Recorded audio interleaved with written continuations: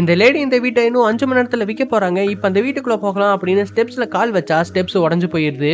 டோருடைய handle தொட்டா பயங்கர சூடா இருக்கு. ஏன்னா இந்த வீட்டுக்கு இப்ப உடம்பு சரியில்லை. கூடவே அதோட டெம்பரேச்சர் கூட 100க்கு மேல இருக்கு.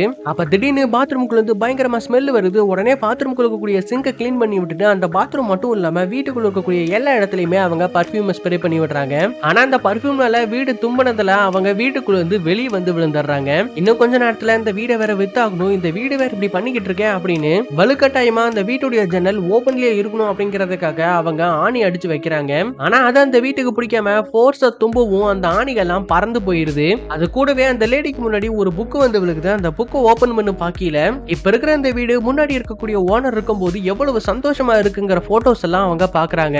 இத பார்த்த அந்த லேடியும் மனசு மாறி இப்ப அந்த வீடை அவங்க சுத்தம் பண்ண ஆரம்பிக்கிறாங்க.